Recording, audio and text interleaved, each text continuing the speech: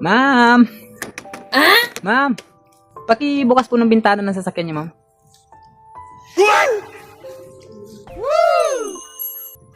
Gandang babae naman ito.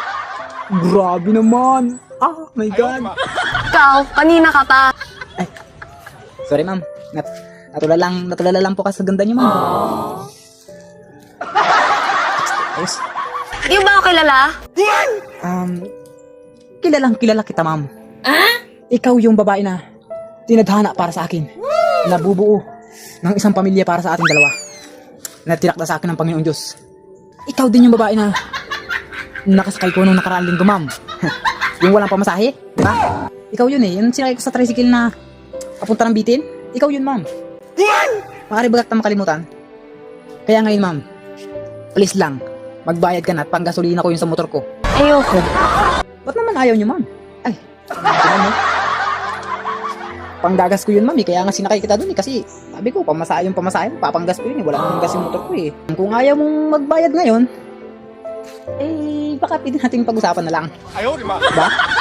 Baka pwede, ano, pakasalan mo na lang ako, ma'am. No? Mukha mo. Okay, sige, ma'am. Kung ayaw mo talaga magbayad, sige, libre ko na sa yun. Hindi ko na sisingilin yun. Ganito na lang. Baka pwedeng pakis na lang kahit isa.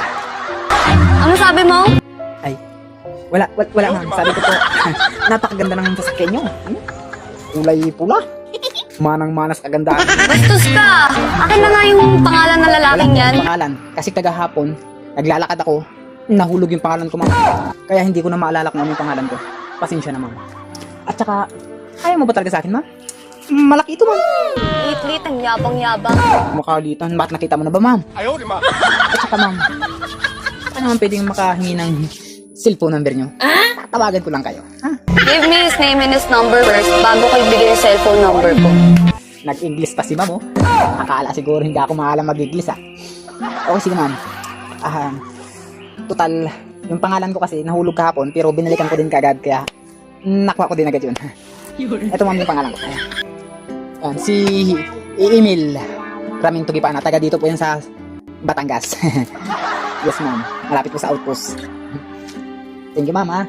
Tsaka yung number ko din, ma'am, dyan na rin yan, ha. Tawagan mo ako, ma'am, pag gusto mo makita. Thank you, ma'am. Go ahead, ma'am. Lakad na po kayo. Pasensya na po.